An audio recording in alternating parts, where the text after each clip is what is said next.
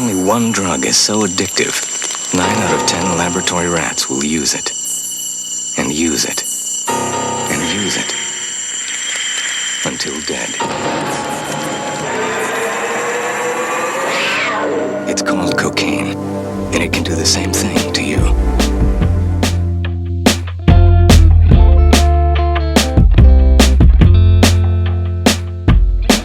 Hello, welcome. I'm Ben Boyce. This is the Dr. Junkie Show, and today's episode is about rats and all of the things we've learned from them about drugs and addiction. A lot of that knowledge has been misrepresented at times to defend the drug war, but as we'll see in this episode, we can learn a ton about how to make things better by just looking at what we already know and then making informed policy decisions. But we don't usually do that in the United States, at least not when it comes to drug laws. So this episode will also make clear, yet again, that the war on drugs is deliberately designed to make addiction something that happens as often as possible and is as bad as possible whenever it happens. We couldn't design a system to make things worse even if we tried. Seriously.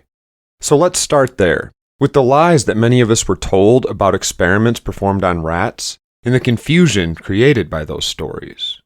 The most famous rats on drugs study is probably Bruce Alexander's redone rat park experiment, performed in the late 1970s.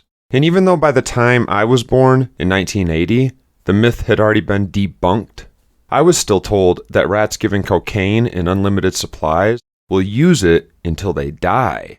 That's the same story Bruce was given, but it didn't sound right to him, so he decided to take another look at the experiment, which allegedly proved that popular piece of trivia knowledge.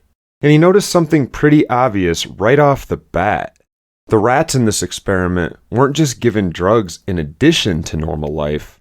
They were removed from their normal life setting and placed in a new cage with cocaine and nothing else. Bruce read the experiment and thought, well, no shit. If you take everything that feels good, safe, or familiar in its life and then offer a chemical substitution, of course, any living thing is likely to turn towards the substitution and to stay turned towards it, since it's their only option. That's the entire problem with addiction and tough love. They make the problem worse. When people start to struggle, we push them out, fire them, cut them off, and tough love them out of our lives. It shouldn't surprise us that they respond by doing what works: more drugs. So Alexander ran it back. And this time he chose healthy rats who lived well with other rats, and he kept them in their normal cages with others in a familiar environment. He made sure there were toys and sexual partners, and that food and water were easy to find in addition to the drugs offered. And what do you know? Most of those rats never developed addictions. He also reran the original experiment, and unsurprisingly, he found that the rats put in a toyless, friendless cage used 19 times the morphine of those left in their comfortable, familiar homes. As Johann Hari has been telling us for years, addiction is not a disease of morals. It's a disease of loneliness and disconnection. When our lives are filled with meaningful things, we seldom struggle with addiction at all, even if the chemicals we want are available, and even if they cause dependency. Bruce challenged one of the taken-for-granted paradigms of drug addiction in animal studies. Instead of looking for what killed drug users, he started looking for what could keep them alive. And his perspective informed mine. That's what science is. It's challenging the status quo, double-checking the taken-for-granted, and pressing against the limits of what we're told to accept as fact. If we just embrace that perspective in reference to our drug laws, we'd take a massive step forward towards compassion.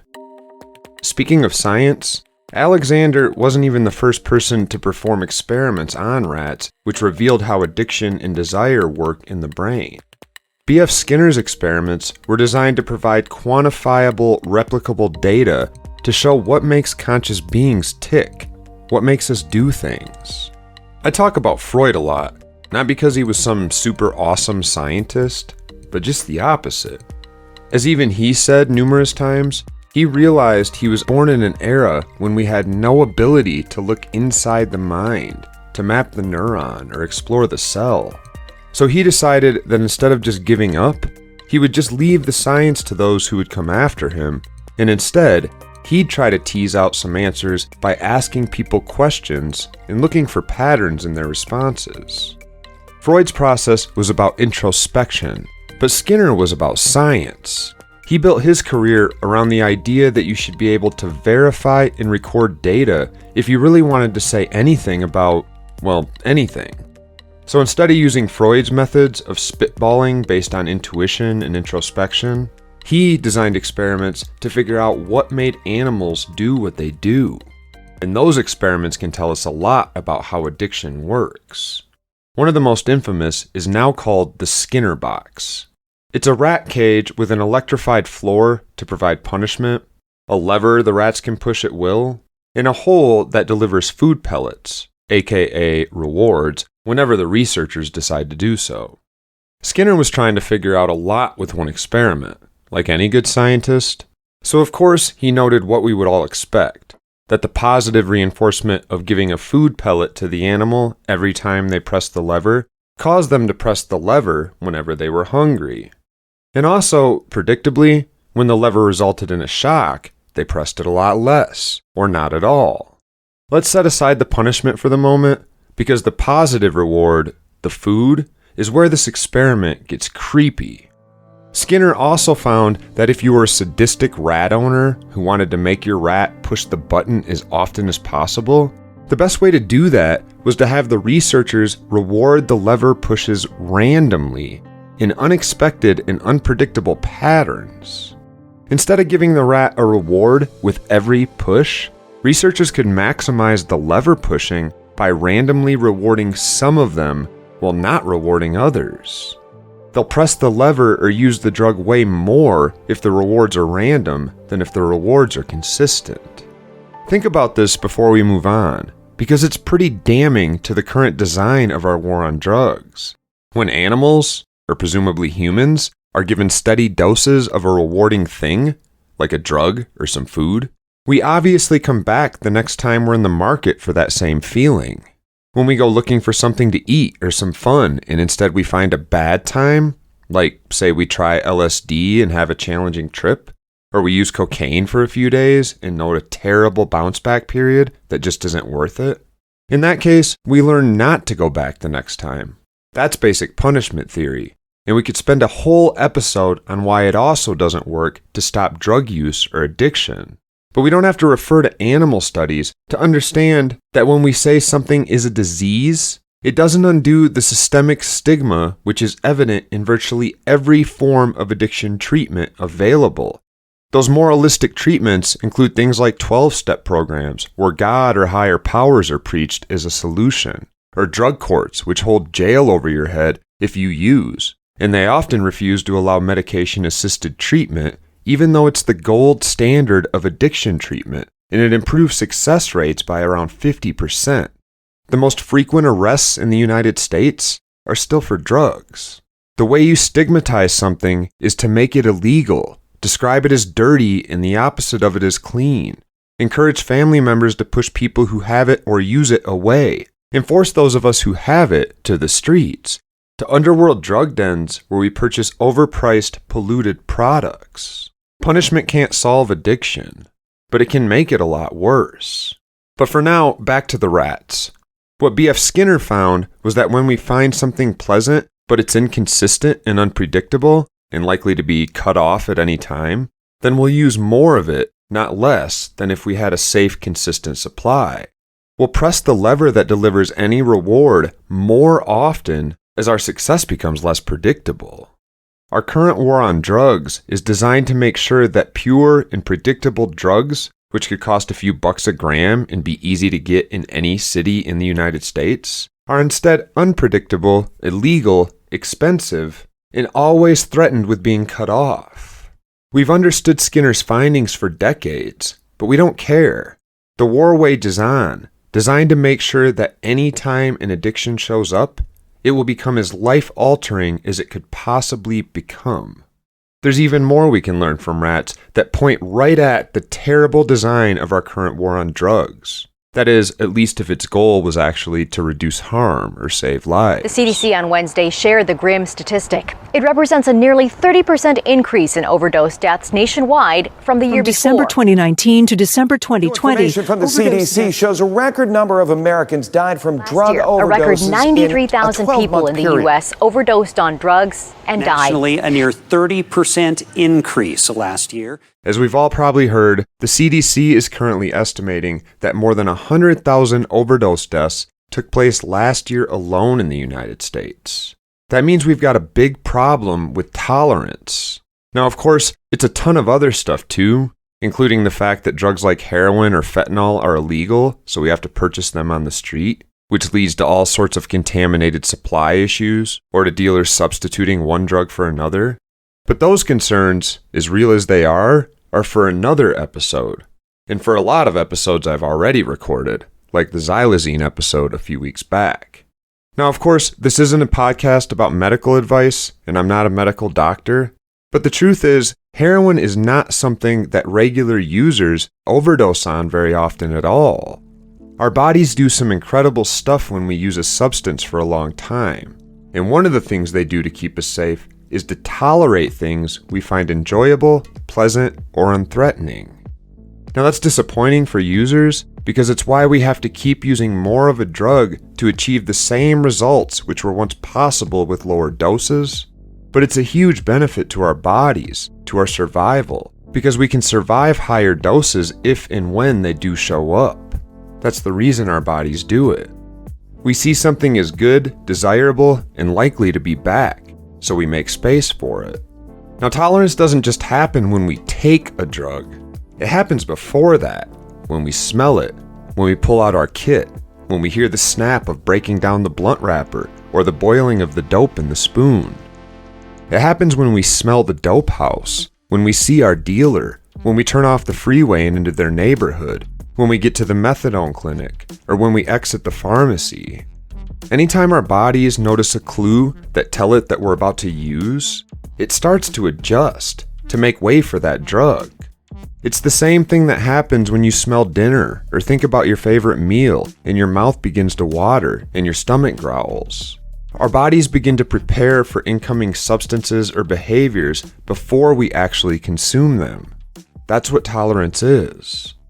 To work properly, our bodies have to notice those clues, which means tolerance depends, in many ways, on us feeling comfortable and safe. This is part of the reason set and setting are so important. Drugs affect us differently depending on where we use them, when we use them, who we're with. When we change just one of those things, like some studies have done with rats who use large doses of heroin daily, our tolerance fails. And many of the rats die when they take the same dose as normal in a new cage with different colored walls. That's all it takes, different colored walls, and we can die from overdose. Now, knowing this, we should be going out of our way to make sure that anyone who's using daily doses of a drug like heroin or fentanyl has a safe, comfortable, familiar place to use a safe, predictable, familiar supply. Once more, let's back up and think about how this plays out in our culture, in the war on drugs in the United States.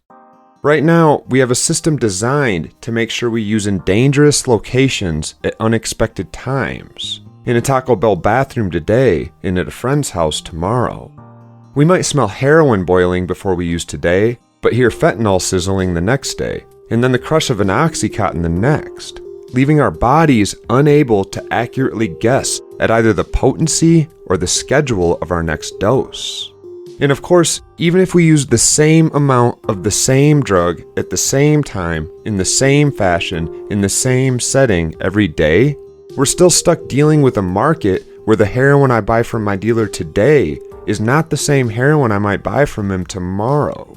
It might be dozens of times stronger or cut with fentanyls but look and smell exactly the same. We couldn't design the system any worse if we tried. Other experiments have helped us understand what happens in our brains and bodies when we use particular drugs, like one experiment discussed by Dr. Judy Grizzle in her book, Never Enough, to describe the approach avoidance process.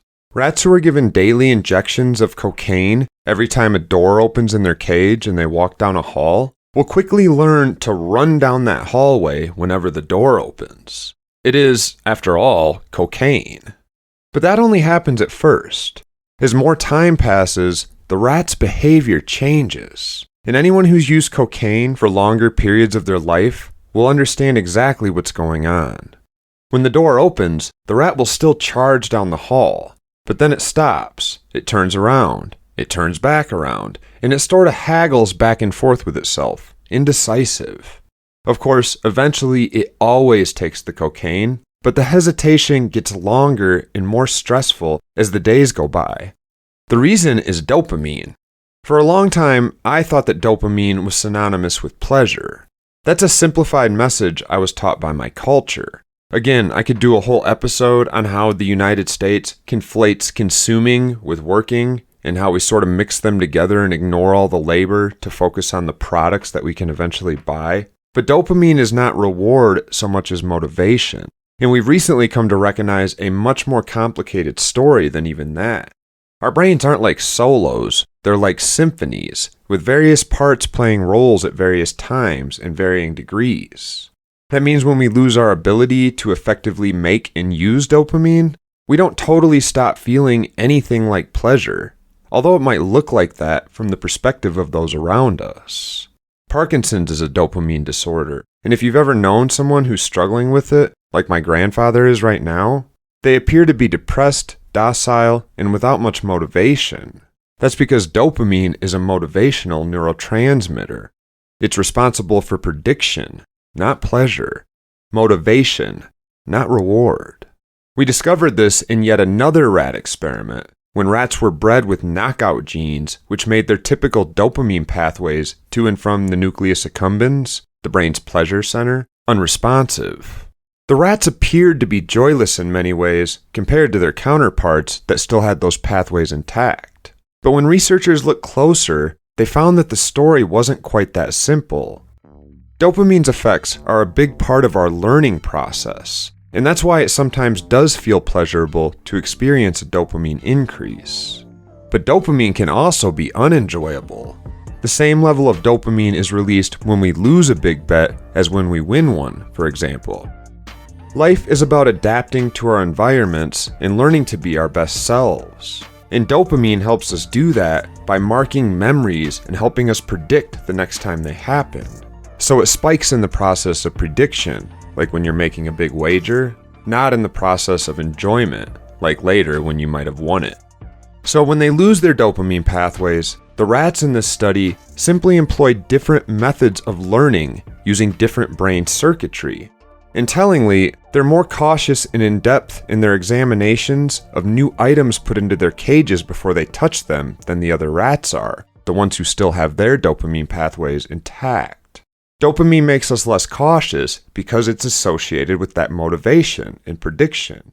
It makes us feel like we might know what's about to happen next, so much so that we make a move before we actually do know, like we've learned. These rats, they can still learn things. They can create memories, and then they can make logical decisions based on those previously created memories, even without dopamine.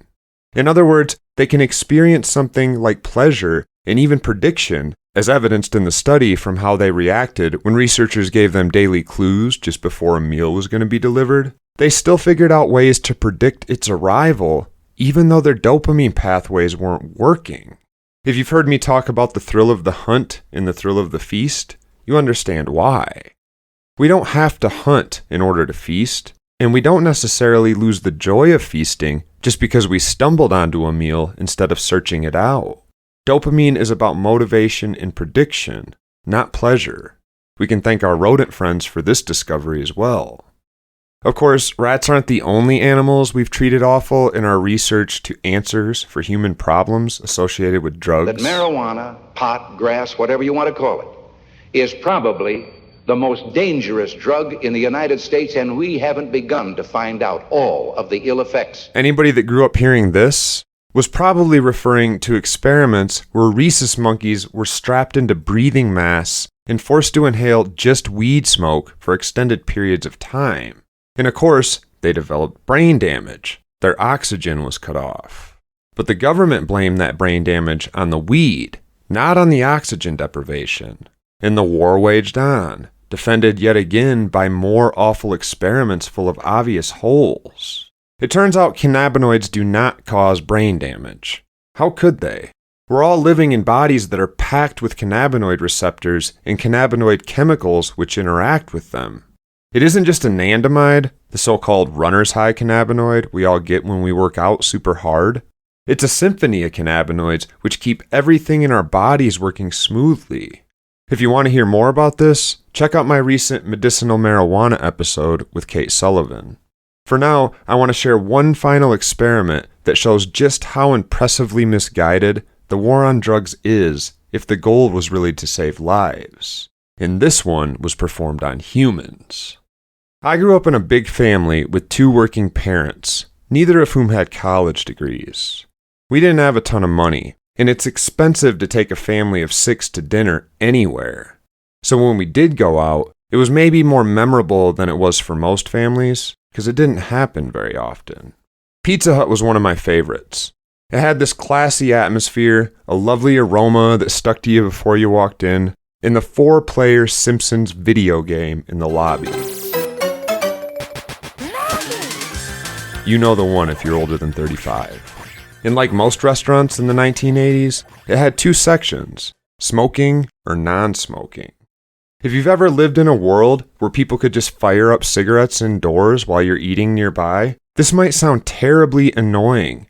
But back then, it was just the way things are, and a lot of people smoked. But in 1995, California became the first state to ban smoking indoors, in places like the Pizza Hut that I used to love as a kid. As of October 2021, more than 80% of U.S. citizens lived under some sort of smoking ban in their specific area. But what's interesting to me is the numbers that go with that ban. Because it wasn't the same sort of ban as those we have on drugs.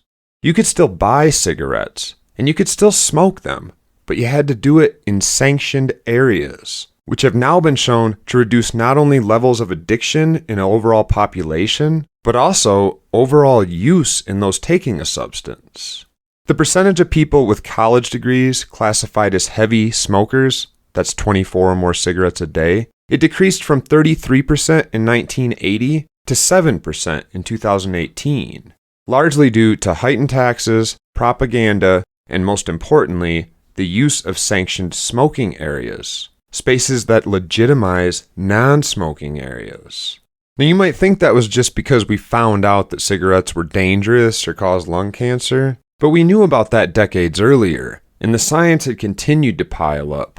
But between 1965 and 1980, the rates of smoking in the United States decreased by less than 10%. The big drop didn't come until after that, in large part because of sanctioned use areas. This is a quote from my book, Dr. Junkie, in a section where I'm actually performing the thought experiment I've been hinting at all episode, deliberately designing a system to make sure that addictions are as frequent as possible and that when they show up, they're as bad as they can possibly be. And I come to the same conclusion, that the system we would build would look exactly like our current system. If you wanted to maximize someone's chances and severity of addiction, you would design a system just like the United States. Here's the quote. It doesn't get any better if we follow through with the experiment. We can drop a patient off in any city in the United States and be certain the environment we're looking to create already exists. Addictions are driven by the terror that one's medication might be withdrawn at any moment, that detox is always right around the corner, no matter what one does today. So we should stigmatize and criminalize our patient for their use, shaming and punishing them at every opportunity if we really wanted them to dive deep into their addiction. While drugs will always have a reliably pleasant effect, we should reduce our patients' access to alternative forms of pleasure and contentment. It would be incredibly helpful if we could get the public and the police on board, parroting lies about the dangers of drugs and the immorality of those who use them. If we nail the recipe, our patients' friends and family members might even begin to enforce tough love, effectively cutting off support from the outside world as addiction begins to set in. Once drug users realize our loved ones see us as broken and infectious, we often come to believe those lies ourselves. We can also stoke up the terror that drives addiction if we charge our patient grossly inflated prices, beginning a slow process which will eventually leave them bankrupt. We can make that terror inescapable by making all locations carry similar restrictions regarding the use of drugs. Designated spaces where people are allowed to use a substance without legal penalties are shown to reduce overall levels of consumption while encouraging responsibility. So getting rid of them would be a must if we really wanted to maximize addiction potential. We've seen the magic of sanctioned use areas reducing overall consumption play out repeatedly in the United States. Smoking areas not only reduce the spaces where people smoke, but they also reduce overall smoking rates. Dr. Mark's heroin clinic in England, and others like it across the world, where patients were given heroin and allowed to go about their business, have consistently reported that their patients are more likely to abstain from using street drugs than their counterparts who are in methadone treatment or 12-step programs. It turns out that when you provide authorized spaces for an activity, people start to respect the rules about abstaining in the unsanctioned spaces. When weed's illegal everywhere, smoking in the middle of a college campus is the same crime as smoking in one's home or in one's car. But when there's a smoking section, we tend to self-police and use it. If we wanted to avoid that effect, we should make sure there are no sanctioned use locations, no safe consumption sites, and consistent laws restricting our patients' use no matter where they go. We should also convince our patient that addiction is a disease, since holding that belief has, in itself, been shown to increase the likelihood and severity of relapse. If we did all these things, sadistic as they are, we could greatly increase the negative consequences of addiction simply by leaning into natural tendencies of human nature. I'm describing the United States, and we can no longer pretend that we don't know the truth about how to redesign a system that could reduce harm related to use. We just don't want to, at least not yet. But that day is getting closer all the time, and like my friend David Posey said when I last talked to him, he truly believed it will be within our lifetimes. That is, if we aren't all killed by the war before we live long enough to see it. Love yourselves and the addicted people in your life. I'm Ben Boyce.